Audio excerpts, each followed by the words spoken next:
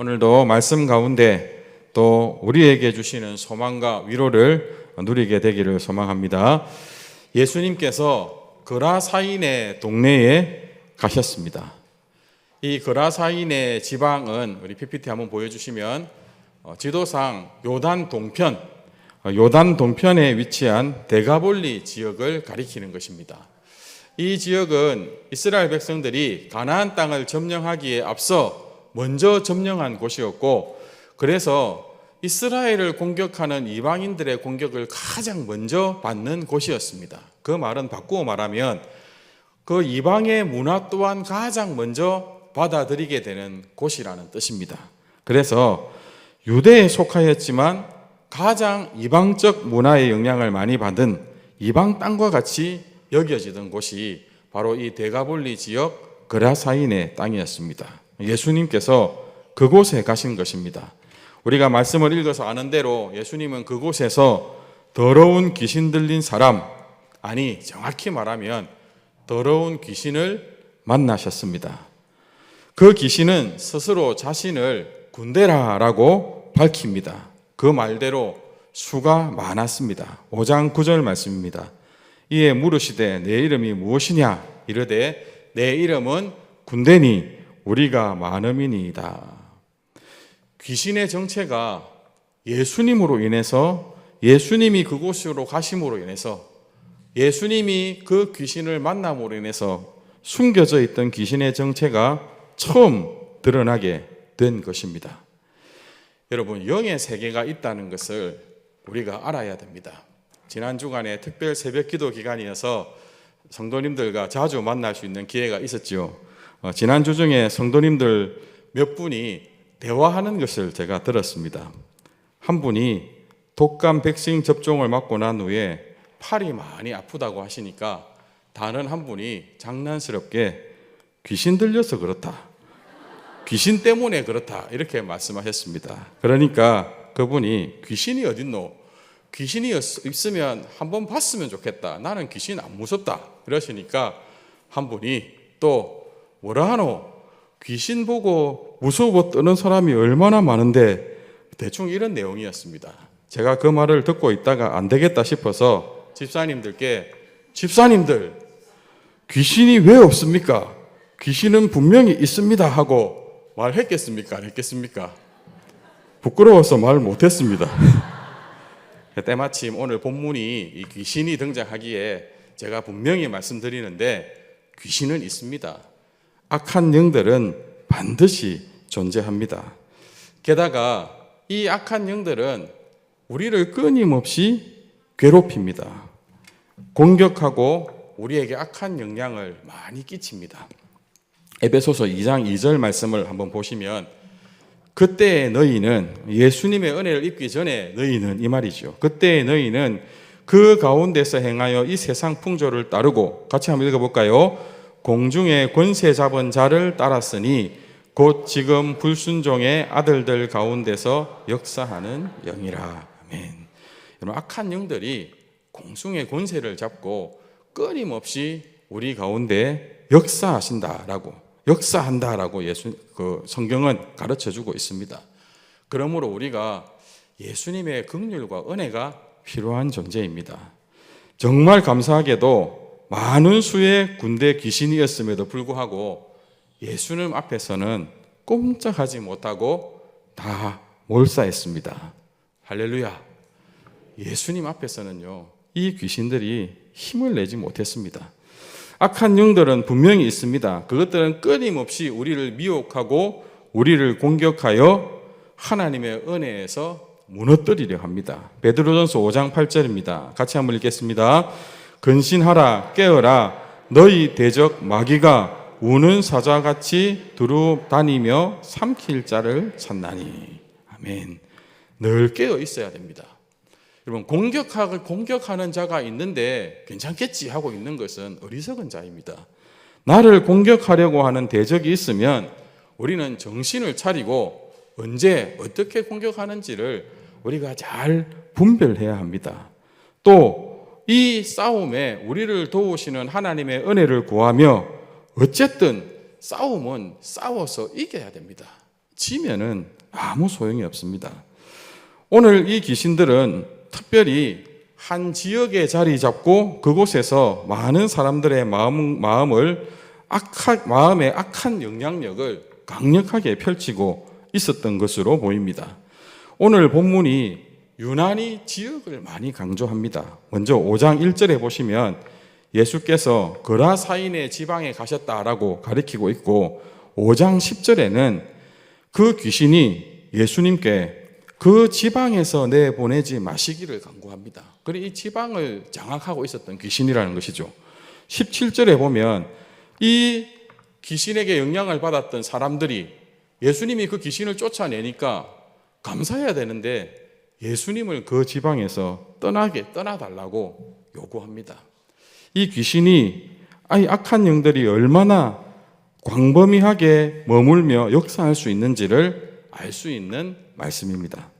또 오늘 본문은 악한 영들의 특징, 악한 영들에 사로잡혀서 시달리는 사람들의 형편이 어떤지를 우리에게 자세하게 가르쳐 줍니다. 그래서 우리가 이런 말씀들을 딱 머릿속에 새겨 넣어두면 우리가 지금 내가 악한 영들의 공격을 받고 있는구나 하는 것을 잘 분별할 수 있습니다. 한번 살펴보십시오. 첫 번째는 죽음을 동경합니다. 이 악한 영들의 특징, 이 악한 영들이 한 사람을 딱 사로잡으면 이상하게 죽음을 동경합니다. 5장 2절과 3절에 보면 이 더러운 귀신 들린 사람이 어디에서 나옵니까? 무덤 사이에서 나옵니다. 무덤 사이에서 거처합니다. 정상적이지 않지요. 무덤은 피해야 되는 곳이잖아요. 그런데 무덤 사이에서 나오고 거처하다가 무덤 사이에서 뛰어나옵니다. 늘 어둡고 우울한 생각을 하게 만듭니다. 여러분, 영성, 뛰어난 영역은요, 밝고 명랑한 것입니다. 늘 밝고 명랑한 것이 영역이지 늘 침울하게 진지하게 있는 것이 그것이 영역이 아닙니다. 분명한 것은 예수님은, 또 예수님의 영이신 성령님은 우리 안에 어떤 일을 하실까요? 요한복음 10장 10절을 보시면 분명히 가르쳐 줍니다. 중간부터 보시면 내가 온 것은 양으로 생명을 얻게 하고 더 풍성히 얻게 하려는 것이다.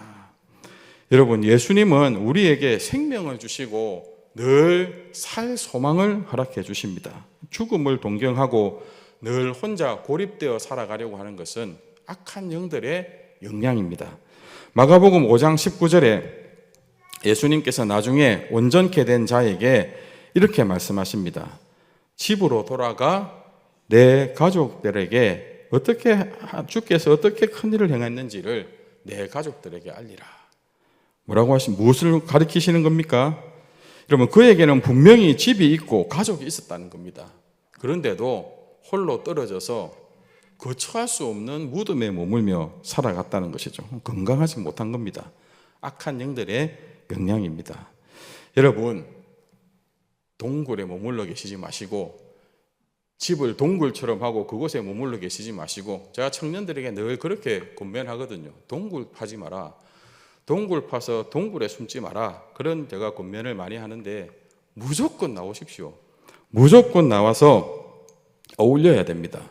예배에도 나오시고 사랑방 모임에도 나오시고 전도의 활동도 하시고 어울려 좀 놀기도 하시고 그리고 봉사도 하시고, 그렇게 하는 것이 가장 영적인 것이고 건강한 것입니다. 혼자 고립되어 머물러 있는 것, 이것은 좋은 영향력이 아닙니다. 함께 할 수 있는 것이 복입니다. 함께 할 교회가 있고 함께 할 동력자들이 있다는 것을 감사하고 기뻐할 수 있는 저와 여러분이 되었으면 좋겠습니다. 그러려면 우리의 마음과 생각을 잘 지켜내야 합니다. 잠언 4장 23절에 보면 무릇 모든 지킬 만한 것 중에 더욱 내 무엇을 지키라고요? 마음을 지키라고. 생명의 근원이 이게 여기에서 남이니라 라고 말씀하고 있습니다. 우리의 마음과 생각을 잘 지켜야 우리가 영적으로 건강하게 성령님의 인도하심을 따를 수 있는 것입니다. 우리의 마음과 생각을 노리는 악한 영들이 있다는 것을 꼭 기억하십시오. 이것을 깨닫고 우리를 도우시는 하나님의 은혜를 구하며 잘 지켜 승리하는 저와 여러분 되기를 말씀으로 축복합니다. 두 번째는 이 악한 영들의 특징이 음란하다는 것입니다. 음란하고 더럽습니다. 이것 또한 정상적이지 않지요. 27절 말씀을 보니 예수님을 만났을 때 무덤에서 튀어나온 이 사람의 모습이 어땠냐면요, 옷을 입고 있지 않았습니다. 온전한 정신, 온전한 모습으로 사는 것이 얼마나 감사한지 우리가 매일 감사해야 됩니다. 성도님들, 오늘도 교회에 오신다고, 특별히 내가 초청한 태신자들이 예배당에 온다고 깨끗이 씻으셨지요. 그리고 그나마 내가 참 비싸고 명품 옷은 없어도 그나마 깨끗하고 잘 어울리는 옷 골라 입고 오셨지요. 여러분, 이게요, 얼마나 복인 줄 아십니까? 하나님의 특별한 은혜입니다. 그렇잖아요. 공중적인 권세에 잡은 악한 영들이 호시탐탐 우리를 노리고 우리의 마음과 생각을 빼앗아 내 삶을 엉망진창으로 비정상적으로 무너뜨리려고 하는데, 그것과 상관없이 나는 오늘 정상적인 모습으로, 온전한 모습으로 나와서 하나님을 예배할 수 있다는 것, 이것이 은혜입니다. 이 은혜를 깨닫고 감사할 수 있어야 우리가 진짜 하나님의 자녀인 것입니다. 다시 5장 18절 19절을 보시면 이 온전케 된 사람이 예수님과 함께 있기를 원하고 예수님을 따르려고 했습니다. 그런데 예수님이 허락하지 않으십니다. 그리고는 19절에 보니까 아까 읽었지만 집으로 돌아가서 주께서 내게 어떻게 큰 일을 행하사 너를 불쌍히 여기셨는지 가족들에게 알리라고 하십니다. 예수님이 지금 무엇하라 하시는 것이죠? 너가 있어야 될 곳 일상으로 돌아가라. 그리고 그곳에서 너가 나를 섬겨라. 이렇게 말씀하고 계시는 것입니다. 예수를 따르려는 사람에게 일상의 삶으로 돌아가 가족들을 돌아보게 하신 것입니다. 여러분, 꼭 기억했으면 좋겠습니다. 우리는 은혜를 받으면 내 삶에 어떤 특별한 어떤 것을 기대하고 그것을 늘 바라지만, 성령의 역사는 뭔가 특별한 것만이 있는 것이 아닙니다. 무엇보다 가장 강력한 성령의 역사는 우리를 가장 정상적으로 일상의 삶에서 하나님의 영광을 드러내게 하는 것입니다. 반면에 악한 영은 우리의 인격과 삶을 비정상적으로 온전치 않게 만듭니다. 그러므로 일상적인 것에 감사하는 저와 여러분이 되었으면 좋겠습니다. 세 번째 악한 영들의 특징은요, 힘이 세고 폭력적이라는 것입니다. 5장 3절과 4절에 보면 아무도 그를 쇠사슬로도 맬 수 없게 되었으니 이는 여러 번 고랑과 쇠사슬에 메었어도 쇠사슬을 끊고 고랑을 깨뜨렸습니다. 여러분, 힘이 세니까 더 이상 쇠사슬로도 묶을 수 없었다는 겁니다. 그런데 애시당초 왜 쇠사슬로 묶으려고 했을까요? 그 힘으로 끊임없이 사람들을 괴롭히는 것입니다. 여러분, 힘이 센 것이 좋을까요? 힘이 없고 약한 것이 좋을까요? 힘이 없었으면 좋겠습니까? 힘이 센 것이 좋지요. 여러분, 기왕이면 힘이 센 것이 좋습니다. 저희 집에도 두 아들이 있는데 이제는 제가 아들의 힘을 이길 수 없습니다. 특히 둘째는 절대 못 이기겠습니다. 둘째가 저 뒤에 와서 저를 탁 끌어안으면서 아버지 이제 그만하시죠 이러면 그만해야 됩니다.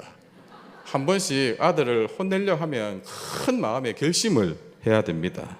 그런데요, 무거운 짐을 들고 갈 때는 그것이 얼마나 큰 힘이 되고 위로가 되는지 모릅니다. 요즘은 제 손에 짐을 안 들고 다닌 지가 오래됐습니다.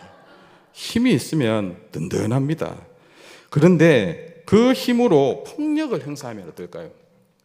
그 힘으로 폭력을 행사하면 그것만큼 괴로운 것이 없습니다. 내가 가진 지위, 내가 가진 지식, 내가 가진 능력으로 다른 사람을 돕는 자인지 상처 주고 괴롭히는 자인지를 잘 살펴야 합니다. 이 귀신의 특징은 힘이 센데 그것을 가지고 끊임없이 다른 사람에게 폭력을 가하고 다른 사람을 괴롭힌다는 것입니다.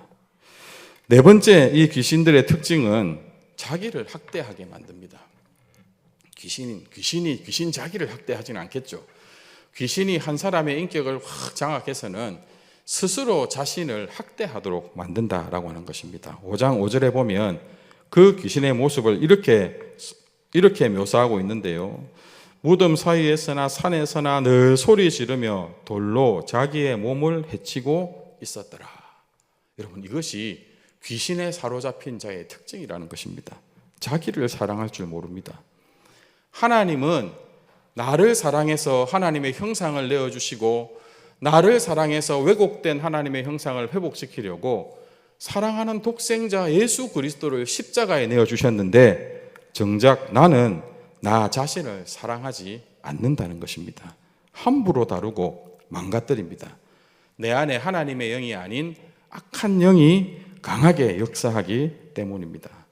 우리는 자기 자신을 사랑할 줄 알아야 됩니다. 하나님이 나를 사랑한다니까요. 하나님을 사랑하는 사람은 반드시 자기 자신을 사랑하고 자기 자신을 사랑하는 것만큼 내 이웃을 사랑하게 되어 있습니다. 우리 가슴에 소리 얹고 이렇게 한번 이야기해 봅시다. 나는 사랑받기 위해 태어난 자이다. 나는 하나님의 사랑받는 자녀다. 나는 존귀한 주의 자녀 하나님 나라 백성이다. 여러분, 이 자존감을요 꼭 가지고 계십시오. 이것이 영적인 것입니다. 나만 하면 안 되니까 옆에 분에게는 한 번은 합시다. 옆 사람을 딱 가리키면서 당신은 사랑받는 하나님의 자녀입니다. 아멘. 자신을 존귀하게 여기고 사랑하는 것이 영성입니다.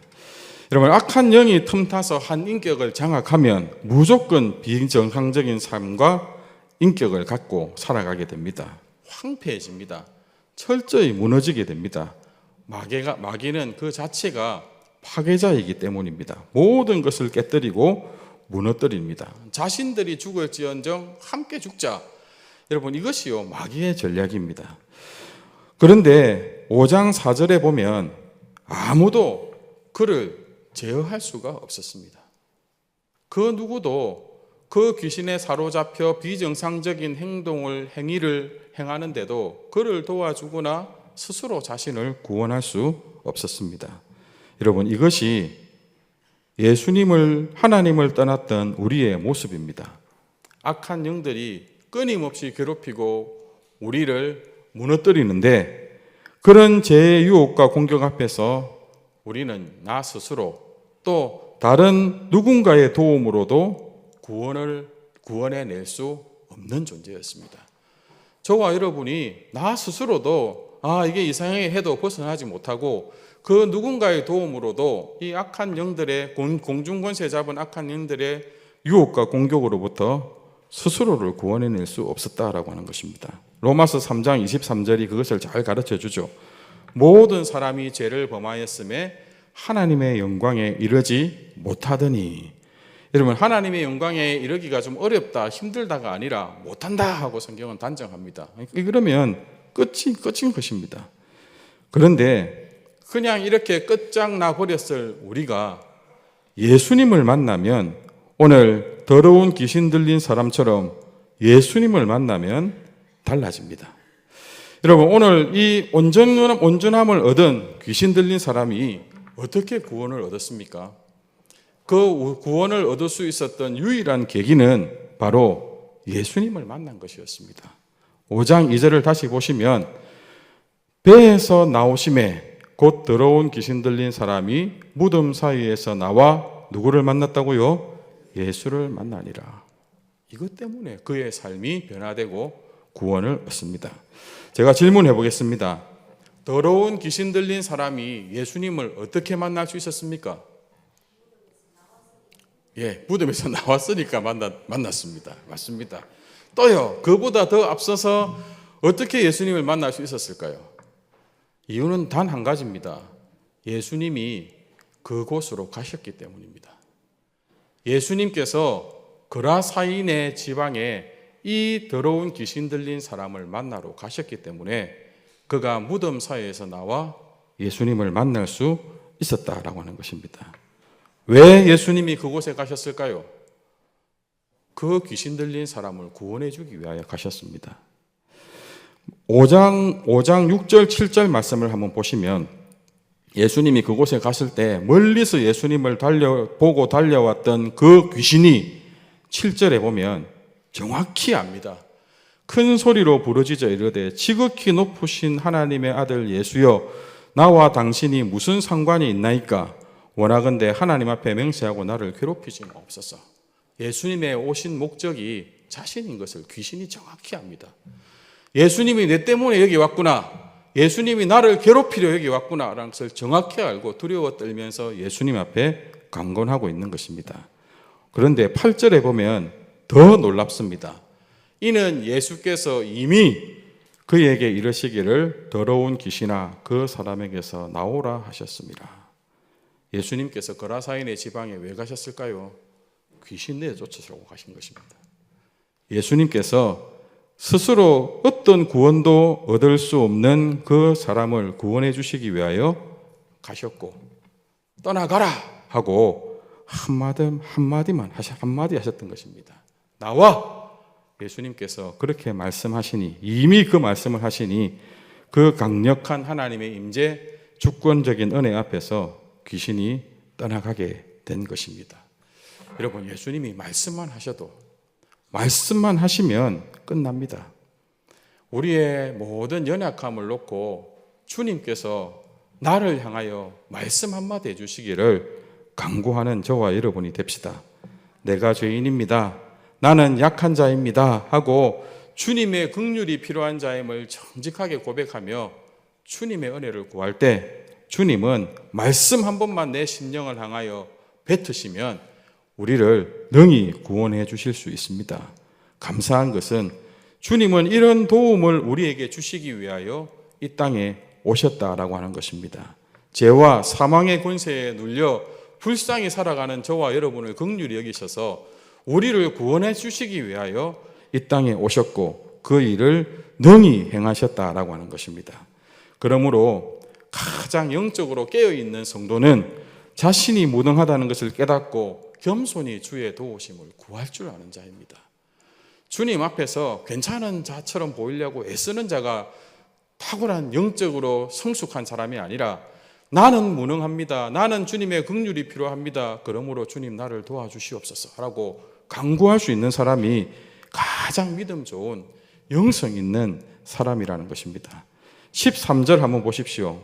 허락하신대. 이 귀신들이요, 예수님의 허락을 받아야 움직일 수 있습니다. 예수님이 명령하신 대로 예수님께서 허락하시니 예수님의 뜻대로 떠나고 그대로 몰사합니다. 예수님을 모신 자들, 예수님을 참으로 만난 자들은 반드시 이 악한 영들과의 싸움에서 승리합니다. 내 안에 예수님을 모셨는가? 나는 예수님을 만났는가? 나는 예수님을 내 마음에 모시고 있는가 없는가가 중요합니다. 내 마음, 내 삶의 중심에 나는 누구를 모시고 살아가고 있는지를 끊임없이 점검해 보아야 합니다. 오늘 내가 예수님을 참으로 만난 자인가 아닌가에 따라서 내 삶의 영광이 달라지기 때문입니다. 결론이 어떻게 되었을까요? 주님의 도우심으로 귀신이 떠나가고 온전해진 사람은 어떻게 되었을까요? 많은 사람들이 산을 뛰어다니고 무덤 속에 머물면서 옷 벗고 다니는 그 제어할 수 없는 그 사람을 보고 저거는 사람 안 된다, 저거 사람 구실할 수 있겠나 하고 그렇게 여겼을 것이잖아요. 그런데 20절 말씀을 보십시오. 예수님께서 온전해 주시고 집으로 돌아가 가족들에게 전하라고 했던 그가 가족들에게만 그 복음을 전한 것이 아니라 그가 가서 예수께서 자기에게 어떻게 큰일을 행하셨는지를 데가볼리에 전파하니 모든 사람이 놀랍게 여기더라. 여러분, 데가볼리는 요단 동편의 10개의 도시로 이루어진 지역이었습니다. 그가 지역, 마을, 도시를 다니면서 예수 그리스도를 전파하는 사명자가 됩니다. 주님을 만나고 예수님의 능력, 이름, 생명을 경험하고 나니 그가 사명자가 된 것입니다.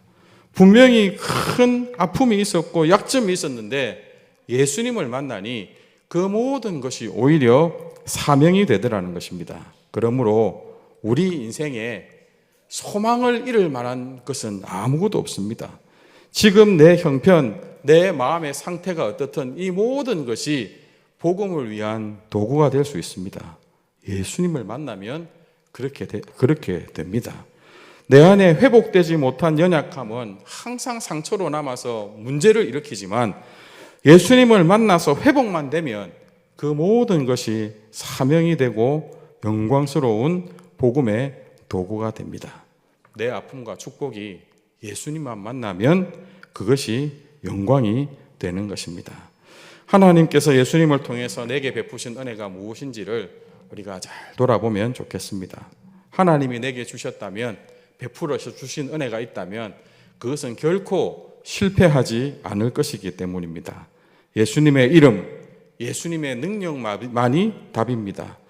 애당초 내게는 가능성이 없었습니다. 그 모든 가능성은 하나님께서 예수 그리스도를 통하여 내게 이루신 결과입니다.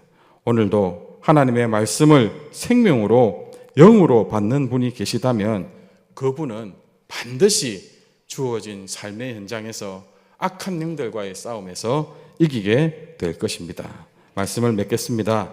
오늘도 변함없이 우리를 도우러 오셔서 내 안에 악한 영들에게 명령하시는 주님을 기뻐하는 저와 여러분이 됩시다. 감사하며 더욱 믿음으로 붙드는 저와 여러분이 되기를 소망합니다. 또 예수 그리스도의 권세를 힘입어 공격을 걸어오는 악한 영들과의 싸움에서 반드시 승리하는 저와 여러분이 되기를 말씀으로 축복합니다.